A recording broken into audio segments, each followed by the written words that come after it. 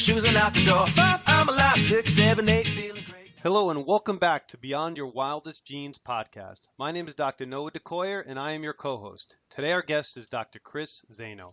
Dr. Zaino is known as a visionary leader and an international acclaimed speaker that has spread the wellness message globally for the past 11 years.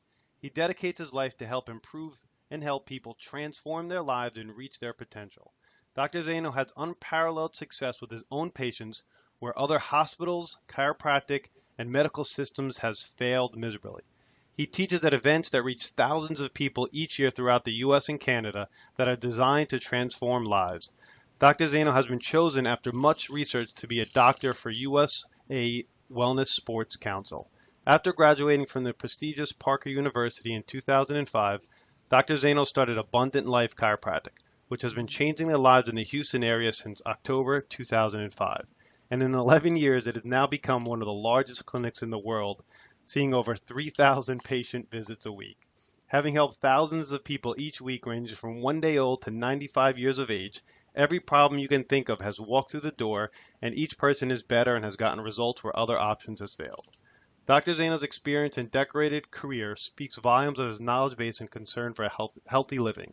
An avid researcher, Dr. Chris Zaino constantly and passionately teaches his patients on function, food, fitness, finance, and future. Through many life experiences, like becoming Mr. America in 1998 and facing a life-threatening disease, he is seasoned and experienced with the ups and downs people experience with the human body. His catalyzing statement is to unlock the true God-given healing potential of mankind, one family at a time, and his sole purpose is leading people towards fulfilled lives through the God-given principles and laws of healthy living. Dr. Zaino currently resides in Woodlands, Texas, with his amazing wife Whitney and his 2 sons, Justice and Titus. Whew, that's a bio. How you doing, Dr. Zaino? Good, thanks, Noah. How you doing? Thank you. Great. Now, we just read the bio. We have a little bit of insights into your life, but I want to expound upon that. Mr. America, life-threatening disease, a little bit about your catalyzing statements. Tell our audience a little bit more about yourself and how chiropractic found you. Okay, so it was back in 1998. I just won the Mr. America in 98. And then, my degree was in exercise physiology. I also graduated college there with my master's, not my master's, my degree in exercise phys. And that was, so basically, I personal trained people with the title and the degree. I worked with the Orlando Magic because I was going to UCF at the time. And, when you have that degree as well, because Universal Studios was there, I was the trainer of a lot of the celebrities that would go there and shoot, so when, they shot all types of, stuff at the studios there. So it was really a great career. I mean, for me, I thought I definitely made it at that point because I was doing something I loved to do. And then I met my wife, Whitney, and we got married. And about 6 months into the marriage, all of a sudden, I started I thought I had a stomach bug. Just things were going through me, and it just never went away. And I'm thinking it'll just go away. It didn't. And about a month into that, slowly, you go in the bathroom 8, 10 times a day, things are running through you, then you start bleeding. So I'm thinking, well, like any other guy, hey, this is going to get better. But then when you see blood, you Google, you go on Google MD. You become Google MD, and you look on there, you're like blood and stool, and the first thing is cancer. And you're like, oh man, because my grandfather died of cancer in 1975, a year before I was born. My father had died right after I won the Mr. America of renal cell carcinoma at 68. And so I would say my thought process at that time, if I was to really be realistic, I think I told myself, listen, yeah, maybe I thought I was going to get cancer because my grandfather and my father did, but I said I didn't think it would come this fast, being 26. So I realized, man, this, and I'm not telling my wife any of this. I'm hiding all of this. And it gets to the point where you go in the bathroom so much, but then you can't go out in public because I noticed that if you have the urge to go and every time you go to the bathroom, it's blood and you need to know where you're going. I can't eat here, so I don't have an accident, because you always felt like you had to go. And then it was a Sunday. I was at a TJ Maxx, and I went to the back where they have the restrooms, and it was locked. It was under construction, And I'm like, where's your bathroom? She's like, well, you got to go outside in the portable because they're in construction. And I didn't make it. And so right there, just put yourself in a crowded TJ Maxx or Marshalls or or on a Sunday, and imagine losing your bowels in public, in front of you, in the middle of everybody. And so right in that moment, it's you're scared, you're ashamed. So there was a side door. I ran out the side door where the loading dock was, and I called my wife and I'm like, listen, you got to pick me up. So we had this little Ford Escort ZX2, and she picked me up with towels at the front seat. And then I had to explain to her on the ride to the emergency room, because I'm like, you need to take me to the emergency room. And she's like, what's going on? This is the first time she heard about this. So went to the emergency room. They did an emergency colonoscopy. When I woke up, there's a doctor standing over me. He's like, I know exactly what you have. He goes, you have an incurable disease called ulcerative colitis. He goes, this is an autoimmune disease, meaning that it's your immune system attacking it. It's incurable. You'll have it the rest of your life. Or you'll probably need surgery. So we're going to start you on high-dose prednisone infusions today and get you on these drugs, and we'll just go from there. So put me on prednisone, and then because that's a pure stress hormone, the goal was to shut the immune system down, because their thinking was if it's autoimmune and your immune system's attacking yourself, well, if that's the symptom, then therefore if we shut down your immune system, it won't attack itself anymore. So I'm on prednisone, and then because the prednisone keeps you up, they gave me a high-dose Xanax and Valium. But now that caused another problem, because now I'm taking Xanax and Valium, and that's highly addictive, so now I need those to go to sleep. Then they put me on another drug called Acecol, and it's very harsh on the liver, and my liver enzymes went so high, I was diagnosed with medically induced hepatitis. So now my liver's failing. I got a medically induced hepatitis, but instead of stopping the drug, they just treat the hepatitis. So now I'm being treated for ulcerative colitis, medically induced hepatitis, and I'm getting worse and worse. So then we found that the top doctors in the country for digestive disease was in Dallas, Texas, at Baylor Medical. So we make the trek over there, and there they are, and it's just a great, billion-dollar facility, great people, and they meant well on what their education had, but their education just still couldn't do it. So they took me off the prednisone, they put me on a low-dose chemotherapy, Remicade infusions for the autoimmune component, interferon shots for the medically induced hepatitis, and organ rejection medication. So the organ rejection medication was if someone gets a transplant, they give you this medication to permanently shut the immune system down at the DNA level, so your body doesn't reject the kidney or the liver, whatever you got. So, the whole thing shut the immune system down. So then I had to wear a mask everywhere I went. Long story short, my wife saw me go from 230 pounds when this first started all the way down to 158 pounds in about 4.5 months. And the only option now, when the drugs didn't work, was the only other option a medical doctor could give you was drugs don't work, so now we do surgery. So the surgery would be, well, if you have ulcerative colitis and your large intestine is diseased, if we take out your large intestine, then therefore we took out the diseased organ, and then that'll be curative. So they say, if we take out your large intestine, you'll have a colostomy bag. They were very upfront. They're like, listen, this is really, they said, there's really no good option here.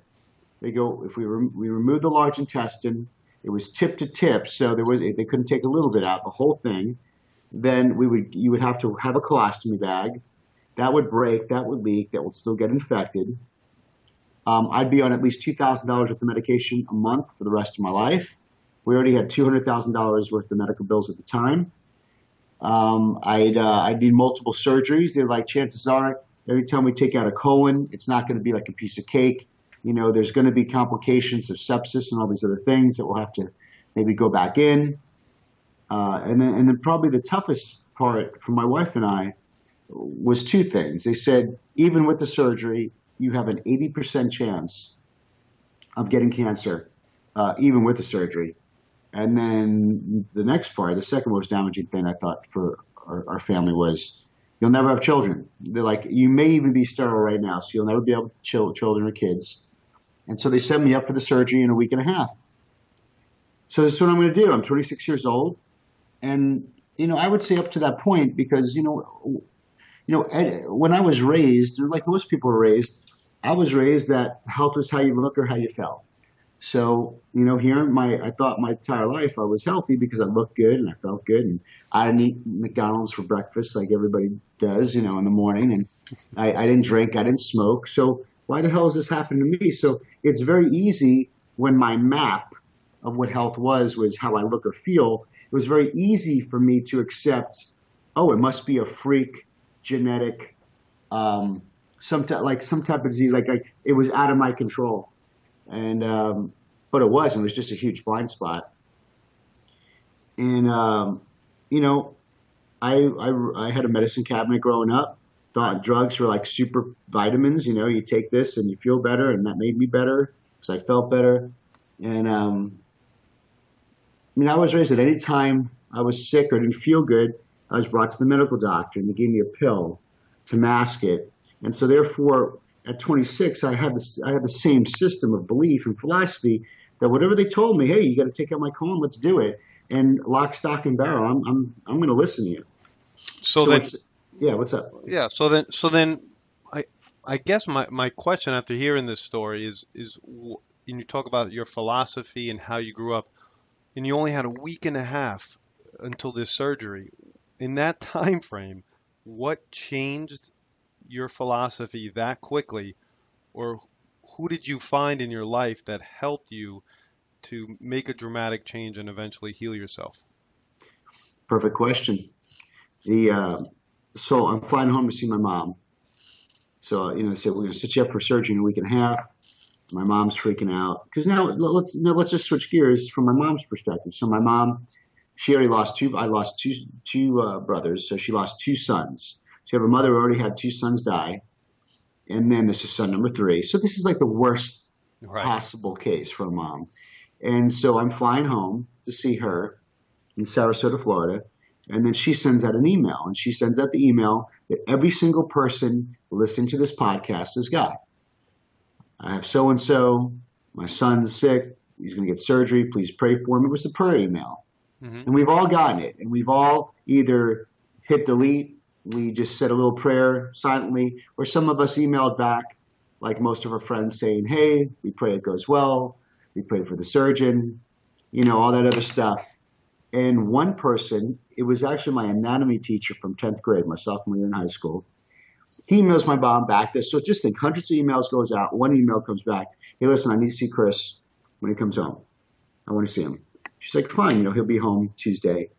So I fly home, and then I go over to my mom's house, and there's Coach Ferraccio.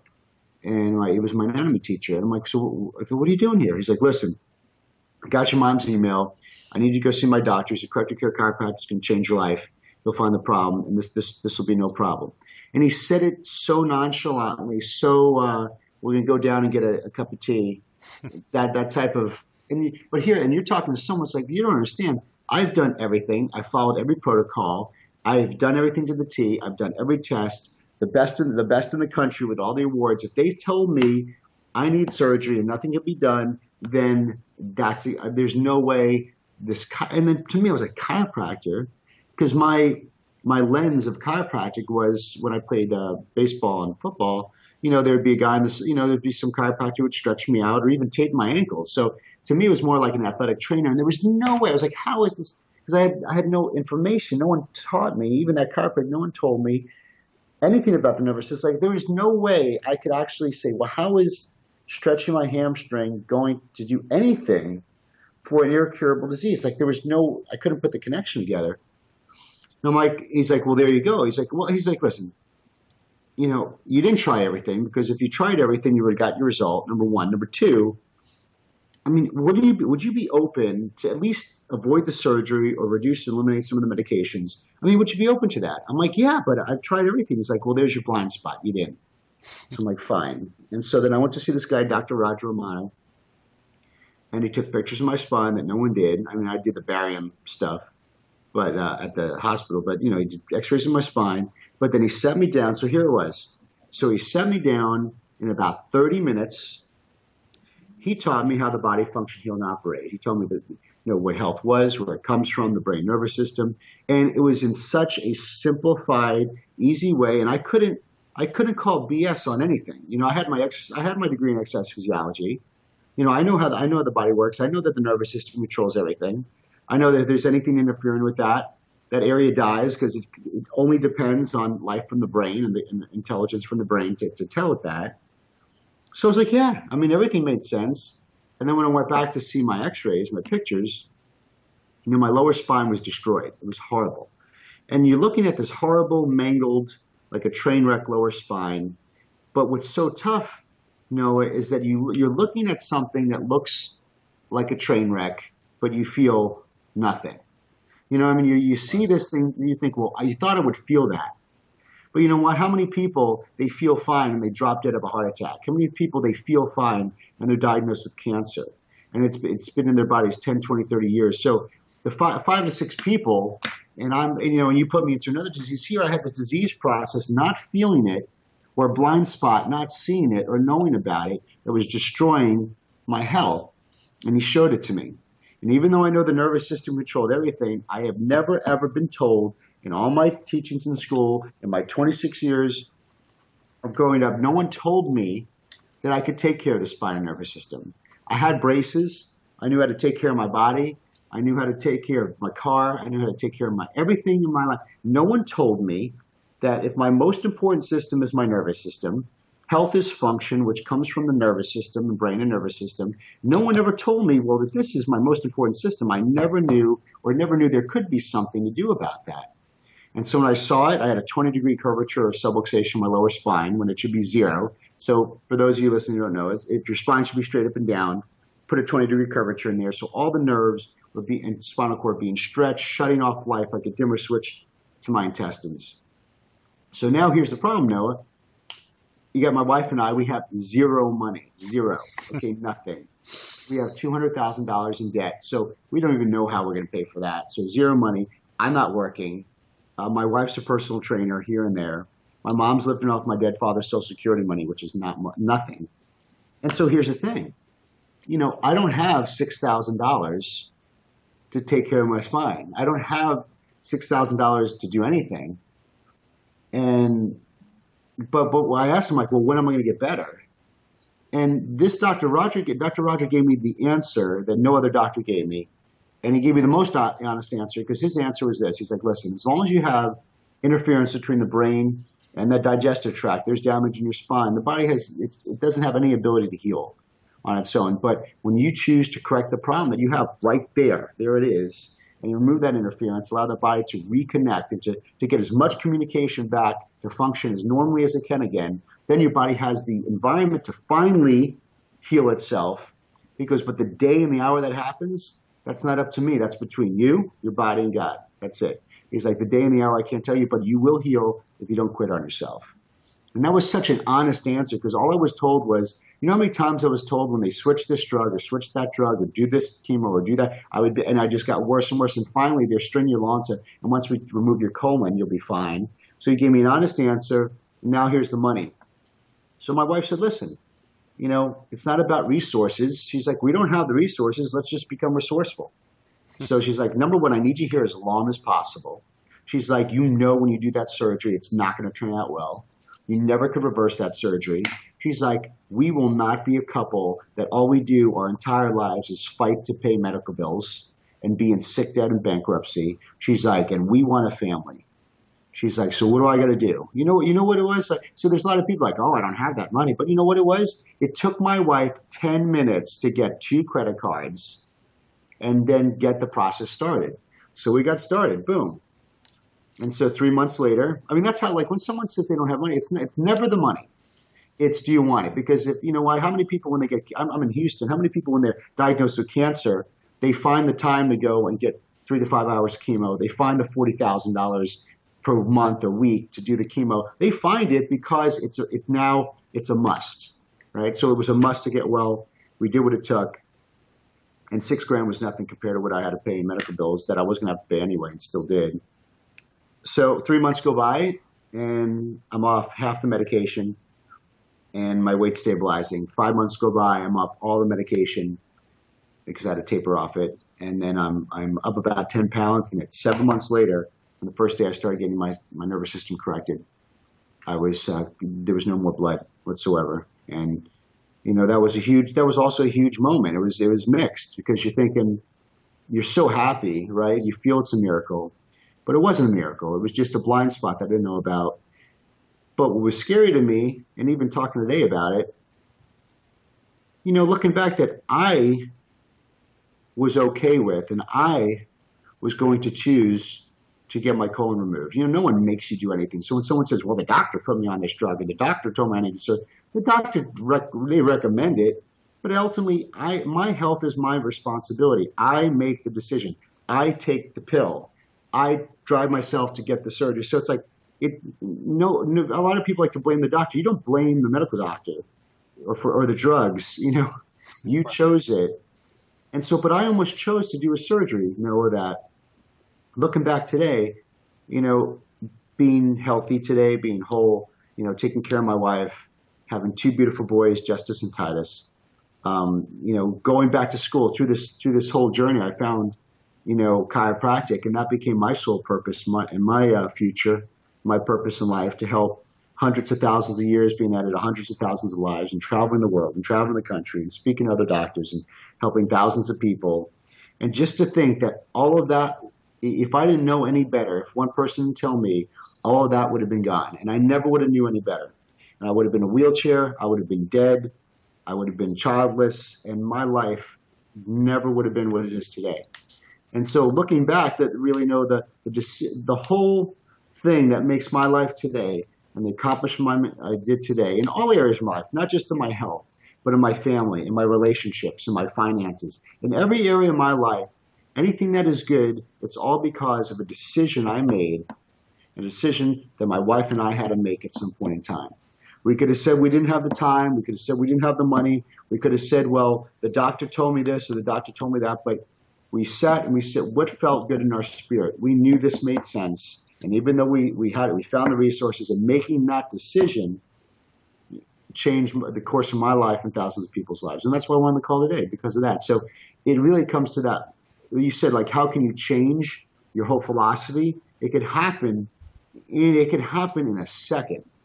But change does not take long. Change is a decision that you make in the moment, and that's transformation. You never go back. So I burnt the bridges, and I only had one option, that was to heal, and it happened. So let me codify this a little bit. So your greatest asset was the innate intelligence inside of your body that was being interfered with in your low spine that created this entire health disaster, ulcerative colitis.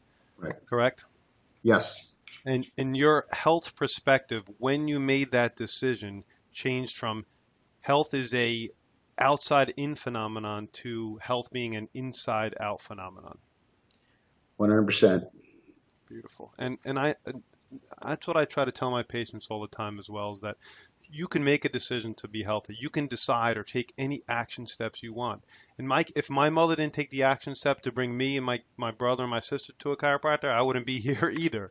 And she made a decision when it wasn't that common for a 8-year-old to go see a chiropractor. Yet now in both of our practices, we have huge pediatric practices. So I appreciate everything you said greatly. Can you summarize what your chiropractor told you? Because you said it was so eloquent, so simple. I'd like for the audience just to hear that one more time. When he sat you down, what did he tell you that really caused you to make that decision? Well, Noah, it was so simple. It's so simple, just like it's such a simple principle that it's almost too simple that Right. people almost don't believe it. Well, but no, what it is they believe it innately and logically. Like you could sit there and be like, that is 100% truth. Like it's a law, like gravity. Like, it's like it's so simple. It's as simple as gravity. But because we've been taught and trained that we need fancy, like, all the fancy testing and the high money that you got to pay and the high expensive drugs and chemicals, it's like, well, if it was this simple, my doctor would have told me. My medical doctor, who's not trained in the nervous system. They're not trained in other lifestyles and epigenetic factors. They're trained in crisis care, cover the symptom with a drug, or pull the organ out when the drugs destroy, because a drug is deception. Because what is a drug? It's manipulating the body to mask a symptom when the problem's still there the whole entire time. So it's deception. It's denial. That's all it is. Drug is denial. And so nothing gets taken care of. But if you just do that philosophy, you're going to always get the same thing. Well, I'm going to go get checked out. Well, what are you going to get checked? You got a drug or surgery. So this approach where let's find cause. Here is the cause. So he goes, Chris, there's the cause. And Noah, it was like a nail in my tire. There it is, right? So if you go on a trip now with a nail in your tire, what's going to happen? Well, like it's going to get worse. It's going to blow out. And but here's the thing: people say, "Well, I don't have ulcerative colitis." You don't have to. I could have had a 2-degree subluxation or curve or a 10-degree subluxation curve. A symptom, colitis for me, it's just a fire alarm going off. For someone, they could have no pain whatsoever. I didn't have back pain. For someone else, they could have that problem, had ridiculous back pain or sciatica or numbness in their toe or can't have children or prostate issues or constipation. They go in the bathroom once every 7 days. I'm going to the bathroom once every 7 minutes. So they could have diabetes. So whatever the symptom is, you can't chase the symptom, just fire alarms going off of a massive disease process. And our goal is, where is the cause? You always find cause. And that's the way life is. I mean, like, masking things never ever helped anybody in any area of their life, like fires, check engine lights. So when it comes to the human body, why would we think masking a problem would help us, which is our greatest asset? So it really comes to such a simple philosophy, but a lot of people cannot, because we've been educated or we've been taught to do or taught to learn or taught to spit out the right answer our whole entire life. People have a very tough time sitting back and trusting themselves to say, this makes 100% sense to me. And we want to make sure if a person could think for themselves, then this makes 100% sense. And this is why people in office get well, because it makes sense, it's logical, it's truth. And boom, there you go. And they just apply it. And they see the blind spot, they correct the equation. That's all it is, right? It's people say, well, I'll try chiropractic out. You don't try it out. It's not like it works for some. Oh, it might work for some. It works for everybody, because if blind spot A plus blind spot B equals disease process, and we find the blind spot, we correct the blind spot, we find the habits, we find the thinking errors, and we replace them with positive habits or protocols throughout their day, we change the equation. So therefore, they're going to have a different result. So this is not a lucky thing. There's no chance. It is a very systematic scientific equation that when you change the variables that led to disease, and we correct the right variables for positive habits and correcting of the blind spots, and the person gets well. This is not it's as simple as 1 + 1 on that. So I'm just thinking from our audience perspective, the time to see a chiropractor is not when you have a symptom, it's prior. That's the best way to see a chiropractor and to start your care with a chiropractor, correct? Well, yeah, because disease, we've got to understand disease and the symptom, it's not the beginning, it's the end stage. There's damage already done at that point.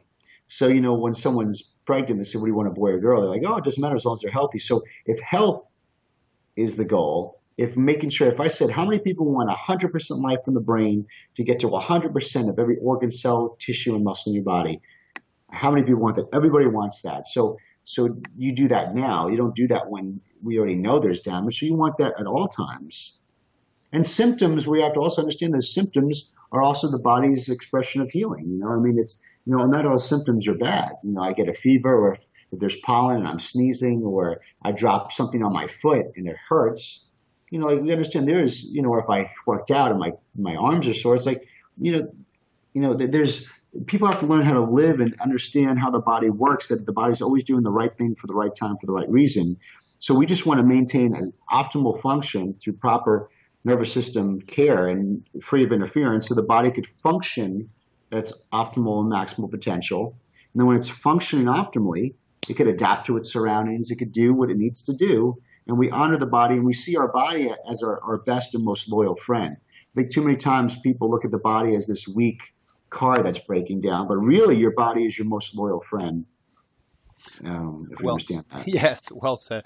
That is so well said, and thanks for asking that. So I have a few last questions. Sure. A lot of people on this podcast see chiropractors, and they see very busy chiropractors. But I'm not sure very few people see chiropractic or go to a chiropractor's office that sees thousands of people a week. What does an office like that look like? Well, it's not really as impressive as anybody would think.